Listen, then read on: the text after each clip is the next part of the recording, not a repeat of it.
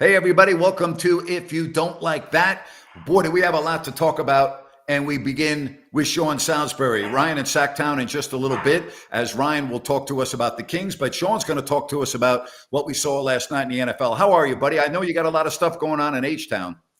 We sure do. A lot of stuff going on in sports, but H-Town's, part of the center of it. The Texans aren't there yet, but the Astros are in a battle with the Twins, and it's that time of year, man. So I'm doing great. Good to be with you, Grant. All right. Well, I know they don't hand out trophies in October, but is there a team that's better in the NFL than the San Francisco 49ers right now?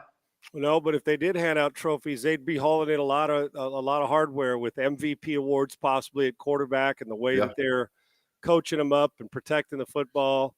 They're dismantling teams. You know what I mean, Grant? It's the teams that are supposed to be good. They're just wearing them out.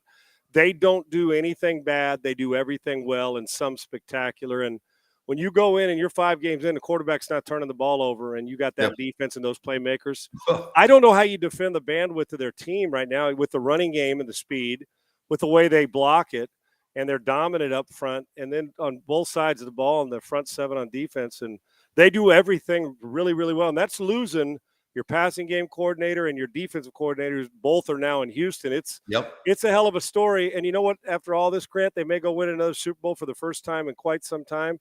And it'll be with the last pick of the draft, who's anything but irrelevant the way he's playing in Brock Purdy. It's been phenomenal. Well, again, if fans did not know where Trey Lance and Brock Purdy were drafted, in other words, if they were just on the field, and I would also say this, if somebody had told you and you didn't know that Brock Purdy was the 3rd pick in the draft 2 years ago, you would have said, yeah, looks like it. And everyone would be talking about him. I still don't think this kid, and I say kid because I still think that's what he is, but I still don't think this quarterback gets enough publicity. Everyone talks about the defense, or we talk about Christian McCaffrey, or why are people not talking about Brock Purdy more? Is it because he is the guy, Mr. Irrelevant, in the draft a few years ago? Why does he not get more pub?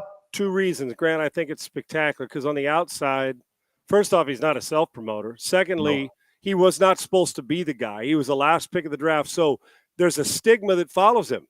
They think, oh, the other shoe's going to fall off. There's no way you can sustain this success. And then the second thing is they criticize Brock Purdy for being on a team with good players, as if Favre didn't have good players and Brady didn't have good players and Peyton Manning didn't have 2 Hall of Fame receivers and a Hall of Fame running back in Edgerrin James. I mean, oh, that's right, because Kelsey's no good for Mahomes, right? So we want to have shitty players so we can compliment the quarterback who goes 7 and 10, but, man, he looks spectacular doing it. Purdy does everything right, and quite frankly, his athleticism and his toughness are highly underrated, but that's the stick. And you know what else it is? That the Grant is you're not – because he's not flashy. He doesn't make the jump into the side, the stuff that like very few can do. But everybody thinks when you make one of those every 3 weeks, like Mahomes will do, wrapping it around his back, that's where they live. No. That's a rental space. Very few live there. And if they do, Mahomes may live there more often than not, but that's not where you want to live. You live in making plays all the time and making ordinary plays and then extraordinary once in a while. And I'll tell you what, when you throw 4 touchdowns against a team that's supposed to be one of the best defenses in the league and you're not turning the ball over, that seems pretty flashy to me. He's put up gaudy numbers, and it's because of where he was drafted, the stigma. And I don't know how long it's going to stick with him before we finally give him the treatment of, oh, where he was drafted doesn't matter. He's beat out everybody. He earned the job. He ran a guy out of town, meaning Trey Lance, that just couldn't take the job from him, couldn't stay on the field. And now we got one of the best quarterbacks in the league. And right now, if he's not in your top 3 in the MVP, then you're not watching. And it's because where he's drafted and he's not flashy. All he does is win and keep the ball from the other team. And I'll take that any day of the week over the flashy guy who doesn't make consistent plays. The reason why it takes 4 to 6 weeks before you get a good read on a team is it takes that long before you know how the other teams in the league are. And so I'm not saying that Dallas is not a good team, and I don't make too much out of one game. But 2 of their victories were against prevent offenses. The Patriots and the Giants, both their offenses are putrid. Some of the worst offense that I've seen in the NFL in many years. So that skews Dallas's stats a little bit. I would say this, though, and you and I have talked about this, and everyone talks about this. I don't think Dak Prescott lost the game for the Cowboys last night, but he's not the guy that can win the game for you. And that's my biggest issue with Dak Prescott. Yeah, and I'll tell you what, Grant, the extremes between the two show me they're not a consistently great team. They're a January team if they're fortunate. They are. They've got a bunch of February players. The Micah Parsons. They've got some players now.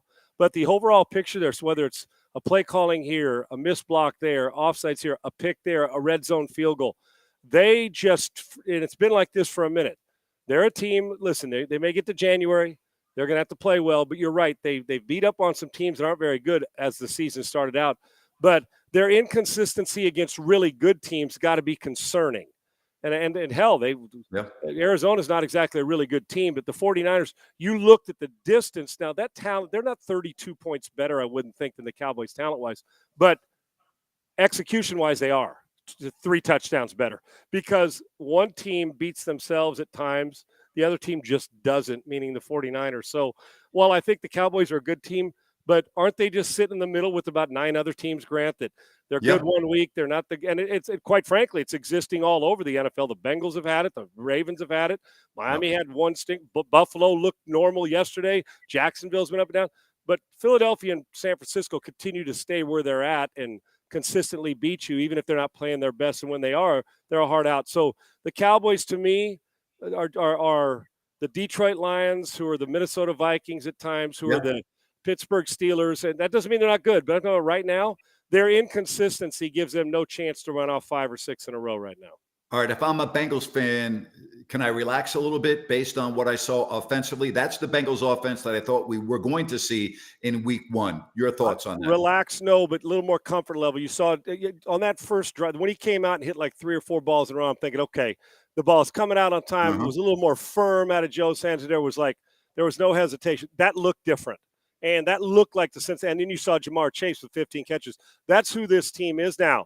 We got to consider the source. Arizona's not real good, but the execution of it might have been good against anybody. That looked more like what we expect to see. Relax for a week, yes. Comfortable, absolutely not.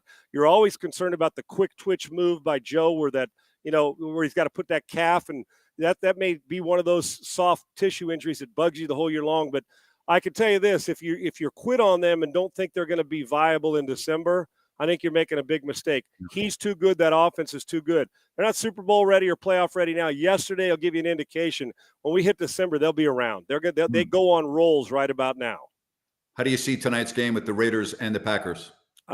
Well, I'd like to say it's Raiders. Devontae should probably have 20 catches tonight for a little payback for him. Yep. I still think Jordan Love's a good football player. You know what I think this is, Grant? Grind it out, more low scoring than you'd think. Even though the Raiders defense is trying to pick it up, this to me says 24-20. I'm going to take the Raiders, but they're going to have to play really, really consistently good. They got to get after in defense. Max Crosby go disrupt the game. I think the Raiders can play with them, and this may be an emotional pick, but I don't think it's a 31-30 game. I think it's closer, inside a touchdown. I'm going to take the Raiders in this one, although I think the Packers and Jordan Love are fairly dangerous. All right, another team I want to get to because they were so bad in the first couple of weeks, the Bears, after what happened last week where they had really controlled the game against Denver and they let it get away. But on Thursday night, boy, were they impressive against Washington. Is it too early to say that maybe they've turned the corner? I need to see it again, Grant. I know like that again because, man, aggressive on offense. They were making decisions. They jumped out in front, and they got all over. First of all, the defense got after Washington, but they got all over a Washington defense. Their front seven's nasty. Yep. They got a bunch of number ones up there. And going into that game, I thought, oh, my gosh, they're going to make him run around. He's not going to be able to do anything in the passing game. And they elevated. If I start to see more of that, and listen, Eberflus and Etsy, they know what kind of pressure they're under, especially on the offensive side of the ball. Yep. And Fields does too. And if that's the way you respond to pressure, that's how they should play every single week, like it's single elimination or like your job is on the line. They look different. I need to see 2 or 3 weeks in a row of it before I can tell you they're even in like a Detroit Lions competition class right now, because they're not. It would not be easy to be on the campus of Miami in Coral Gables this week. I've looked at that video over and over again. I've watched the press conferences. It's just mind-boggling, isn't it? I like Mario Cristobal. I do. Former player. He's at his alma mater. Grant, I was thinking about this morning, and on my show I brought it up, and I've been thinking about it all day. And hell, I don't coach Miami, but I don't know how when you tell your players, And like I said, I liked Mario, but it's hard to control three things in a football game. It really is. I mean, defense, when somebody's not on, a tip ball, but there's a couple things you can fucking control. You're told, as you ask your players, to prepare well and control what you can control. You preach it all the time. And then as a coach, you're preaching it to your coaches when you're coaching your coaches, and you say, okay, control what you can. And my job as a coach on game day, obviously the whole time, but is to put you in the best position to win, to have a chance to win. Now, I don't know if it's ego, macho, let's not do it. And I also, you know how the people that, like when there's a guy's getting kicked in the rib cage at a ball game, 3 guys are doing it, somebody's videoing it, and you're saying, get in there and help this guy, right? Or there's kids around, it just looks bad, right? And it's the same thing here. What coach, if you're an assistant, if I'm on that staff, Mario Cristobal and I are fighting on the sidelines because I'm going up to him, whether I'm the get-back fucking coach or I'm his assistant. Mario, just kneel down. Take. Well, we got to protect it, and yes, the players got to secure the ball, but that's one you can control. Take that game management stuff. If you got to write it in your palm, the best play in football is kneel down. All you had to do was take a knee, and yet you screw the exchange up and you lose, and karma hits you. It's like, Mario, just take a knee. And I don't understand what coaches are thinking, Grant, when they're in that position, when you say wins are hard to come by. I got to give my guys the best. And then now he's got to go address them in a meeting and saying, my bad, I ask you guys to control what you can. That's about one of the 3. That's the most controllable thing in the world, a friggin' kneel down. Sean, you're talking to a New York Giants fan. I know all about when you should kneel on the ball. Yeah, you sure do, don't you, Grant? All too well. From history says it. And like I said, I think Mario's a good coach, but I'm wondering on the sidelines, and if you're an assistant, aren't you saying when you're on the headset, Mario, no, dude, just the coach, sir, let's take a knee. You don't call him dude if you're an assistant. Call him sir, coach, head coach. But take a knee. I mean, and have him say, shut your ass up. No, I'd rather have him say that to me and take a knee and get pissed at me, and I'll deal with it during the week. I'll beg forgiveness after I saved him a loss. Then sit back and say, oh, yeah, Coach Cristobal's got it. And you lose a game. Coral Gables, the days when we went back there, Grant, and you used to dominate, they're not making decisions like that. They got to be better. Football's better when the Canes are better, and it's much better when your coach makes the right choice that he can control. I thought it was an awful decision in a horrible way to lose. All right, I got to get to this question from the chat line, and it is, have you seen the media is questioning Bill Belichick's abilities as a coach? Well, they're morons if anyone is questioning his ability as a coach. That's what I'll say. Sean? Right. Look at I go back and study Shula. I mean, the Chuck Knowles, Landry's, they've had seasons where they weren't the best team in football. Yes. His run on, Bill's been at the top of the list for 20 plus years. Now, if you want to ask the question even closer to, is it, and there are people questioning it, and you are right. And there are people that are looking for a reason and have zero clue, because there's nobody on the planet that knows X's and O's is going to say Bill Belichick's a bad football coach. He doesn't know what he's doing. Now, is he as good? No, because you know what? I've seen genius coaches with bad quarterback play and bad play calling by his offense get fired. This is the best coach that I've ever been around all time since I've been watching. I take that, but Shula, there's a group of them. I still think Belichick's the best of all time. I think he's still at the top of the heap. This isn't ruining any legacy. I can tell you this: the question's answered. Brady, when you got that guy, oh boy, it'll cover a lot of warts, man, in an offense that he'd been doing it for years. They're spoiled there. Yes, the quarterback to me is more important than the coach. And when you get the best of both, you win 7, you win all those Super Bowls, Grant, right? You go to 10 and win 7 of them. Or 6 of them. And Brady. Well, he was also a great defensive coordinator before he became a head coach. One of the best of all time. So he knows how to coach. They're going through a tough time, but it goes to show you that if your coordinator and quarterback are on the same page, or your quarterback's not making plays in a quarterback-driven league, you've got no shot. And Brady made it a lot easier on Bill, but I can tell you this, Bill's preparation made it easy on Tom at times as well. All right, I'm jumping around, but I got to get to that Oklahoma Texas game. What a dandy. I didn't watch the whole thing, but I did watch the fourth quarter. What a great finish that was. Awesome game, Grant. The first quarter was as baffling. It's like, but it's Texas, Oklahoma, right? Yeah. And there's nothing to do with the Red River rivalry and all we can't say Red River shootout. It was a friggin' shootout, and it was a nuts one early on, right? Yeah. And I'm talking, and I love the way the stadium's divided into two colors. It's really a great setting It's at great. the Cotton Bowl, and Great. it's early on a Saturday, so you wake up Bloody Mary, and it's like Great. hitting you in the face. But that first quarter, you're like, well, Fowler and Herbstreit, you're looking around, what the hell just happened? Well, Yeah. and then the finish. I'm gonna tell you what, Dylan Gabriel he's a competitive SOB, Oklahoma's quarterback. And we know how good Ewers is, and the ball didn't hit the ground much. He had a sluggish start and then went on a rampage throwing it. But in that series, one play here, a missed here, a 3 and out there, and you give another team the ball. And Oklahoma from last year to this year has made quantum leaps. I was really, really impressed with Jeff Lebby and the way they attacked Texas. And I thought Texas backed off and played it a little safe, which isn't Sark's normal way to go about it, settling for field goals. Normally he's a grab you around the throat and kick you in the teeth guy. And I thought they backed off a little bit, but Oklahoma's no slouch. But it proved to me that you can move the ball on Texas's defense if you have a quarterback that's got some guts and knows where to throw it, even though Texas's defense has been pretty damn good this year. I don't think either team's done. I'm not sure either team's a national champion this year.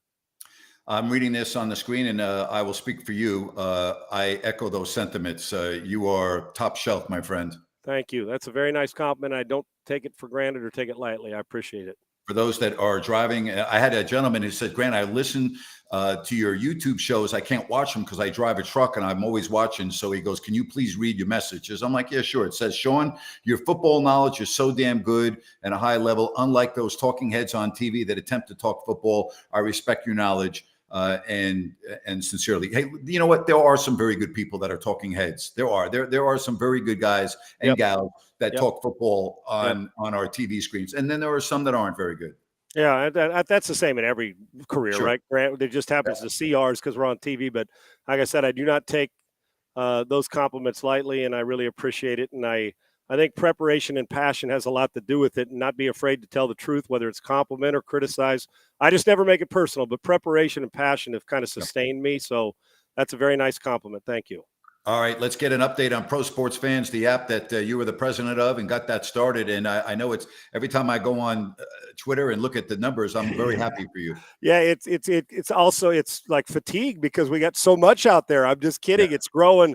We got some great stuff not only coming down the pike. Go to @PSF_app and get the app. It's the best fan-friendly engagement community app there is. We finally have given our fans a seat at the table, and we had a great following on our playoff media cast. I did the in-game media cast with a guy named Tom, who's been great for us, and we had a lot of people, a lot of engagement. It was really good. So go on in. We have games covered wall to wall, every NFL game's covered, and we do shows all week long. And there's going to be some interesting new partnerships and some people coming onto the platform, Grant, that I think people are going to like as we continue to grow it. But I'm proud of it, and it takes a lot of work, but yeah, I'm as proud of this as anything I've done in the last 30 years. So when it comes to this job, so it's growing. So thank you again. It's Pro Sports Fans free app @PSF_app on Twitter.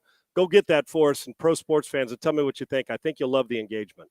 All right, we got Jackson Hole, Wyoming. Jay, hello from there. We also got my contingent of fans from Serbia. They watch in Belgrade, and they are up early in the morning all the time watching my programming. They watch all the Kings games. So you're global. Dude, you are global. Most of us are. You're global. You're big. Hey, let me tell you something, man. When I start doing the Kings, literally, I'm not exact. We get people from all over the world chiming in, watching. I mean, Asia, Europe. We got Australia. We got a gentleman from Chile. I mean, it's all over. But Sean, this is how you say good morning in Serbia. You say dobro jutro. And that means good morning to the folks in Serbia because it's morning over there almost. Yeah, well, good morning. I'm not going to try to repeat what you just did. I'll stick to my strengths, but I love it. And Grant, you know what? And a lot of that back to you is a tribute to you, not only the way you cover the NBA, but for people to get up that early and do it from a long ways away, they care. And hoop season's about to be upon us, just like hockey season. And we got them all then, wall to wall, every single sport. We'll cover it on PSF, and I know you'll cover it here as well as you always do. All right, last thing for you in this one. All right, what about your USC Trojans? Oh, gosh, Grant, I'm telling you, man, I'm not supposed to age this fast, man. I got to go Botox it or get Caleb Williams is so friggin' good, Grant. He really is. But I think, I'm pointing out the Captain Obvious statement. I think they're offensively, they're going to score against anybody in America. They just are. Their Mhm. team speed. My concern, obviously, the defense is that Grant teams that Arizona's a little bit underrated. They're a pretty good team, but every week you have to score 40 to win. You can't sustain that. Now they're going to run into Oregon and Washington, and they're going to have to play Utah, and then if you get to the 4, you're going to have to play the Georgias. And I don't see it. Grant, it's disheartening because you have such a special offense, but not to be able to get just average stops, like 4 of them a game. Yeah, it's disheartening and a bummer. I love my Trojans, but to answer your question, are we a Final Four? Who wins 2 weeks in a row and drops in the standings 2 weeks in a row? Why? great point. Because people that as good as got the best player in the world and you're scoring at will, one of the top scoring teams in the country, and you drop 2 weeks in a row and you win games. That ought to tell you how the country feels. I feel the same way. I love my Trojans. Their defense has no shot at getting them to the Final Four. If they do, I don't know how they sustain it unless Caleb Williams has even a bigger out-of-body experience. They are not a Final Four team.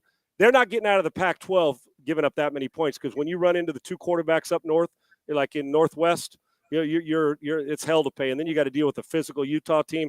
If they don't get better on defense and cut that in half, they can't sustain this. Hey, you have a great week. Enjoy the Astros-Twins games. They switch sites and short series, so that thing could go down to the wire. Could be an exciting Game 5. Game 3 is going to be a bitch. You don't want to be down 2-1 if you're the Astros on the road. That's tough to do, man. Yep. Appreciate it, Grant. Have a great one, buddy. Take care, buddy. Good stuff there from Sean Salisbury. And want to let everyone know that this restaurant is awesome. I've been there several times in the last 3 weeks. Bennett's West Side Grill. They are rocking and rolling there. Boy, I got to love that place at the Blue Oaks Town Center in Rockland. Go to Bennett's West Side Grill, and you will love your meal. Go to Bennett'sRestaurants.com, make a reservation. You can check out their menu and so much more. That's Bennett'sRestaurants.com. The Sacramento Kings had a preseason game last night. Rhino, how are you, buddy? I'm doing great. How about yourself, Napes? Well, doing good. Based on my social media account, they got to cut Chris Duarte and they got to start Sasha. And I'm just like, oh, my God. Can we just calm down a little bit, Kings fans, please? It's one preseason game. So it began, buddy. You ready for 81 regular ones? Or oh, my gosh. Wow. Seriously. Oh, my goodness. Hey, you know what? It's great to see the Kings back on the court. Grant, you made a perfect point there. It's preseason first game, but you take the good with the bad, and we got a little sampling of the team last night, and I liked it.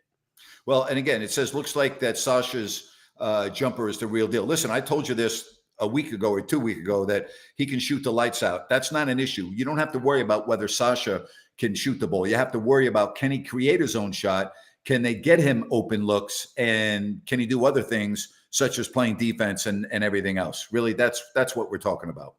Yeah, and again, small sample size last night, but it did look like Sasha was able, what I liked actually, Sasha was able to move and look smooth in the flow of the offense. A lot of good back cuts, finishing around the rim. We know the jump shot's going to be there, like you said. Yeah.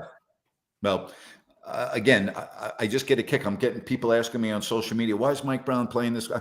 I'm like, it's the first preseason game. Stop it already, Sit back, relax, enjoy it, I've told you this for a long time this summer and leading into the fall. The Kings are good. They're a good team, and luck is going to factor into this. They have to stay relatively healthy, but they got a good squad. They should be good. They're going to be very competitive this year.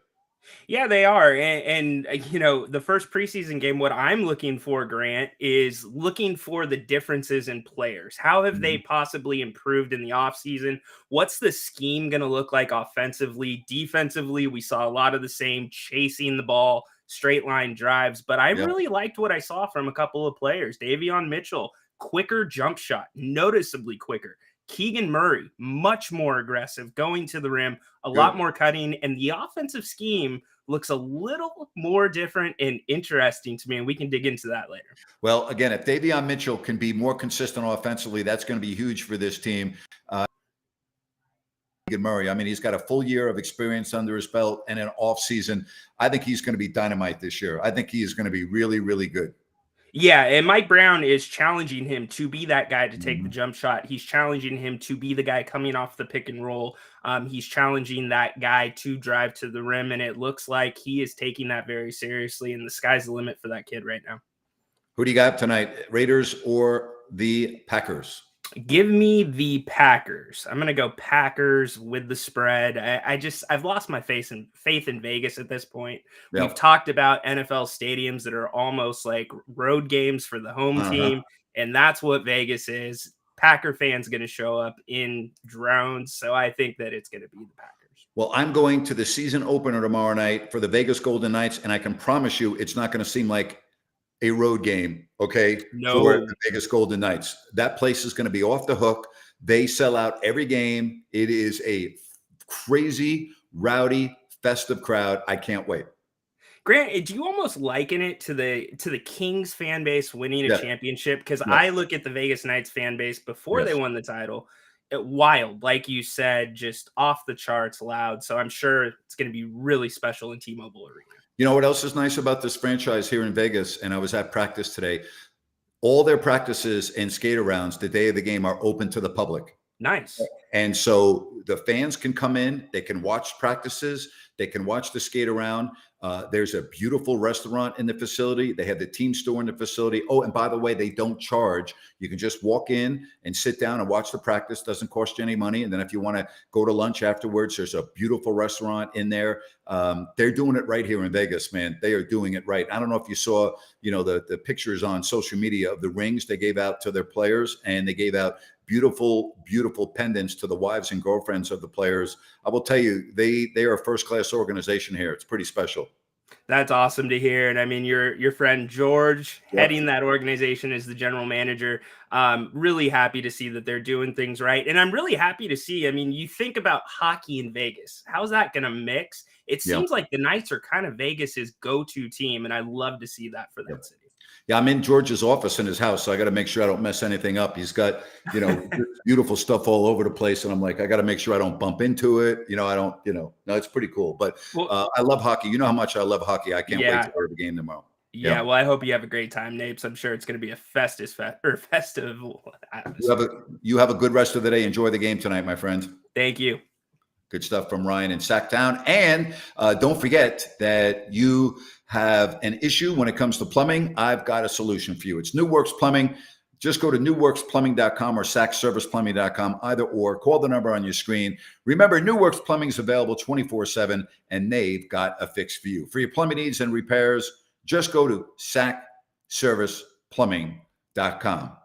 Enjoy the game tonight, everybody. Really appreciate you joining us right here on If You Don't Like That, and look forward to having a lot of programming coming your way right here on this YouTube channel. We're going to be all over the Sacramento Kings opening night, October 25th. So long, everybody. Thanks.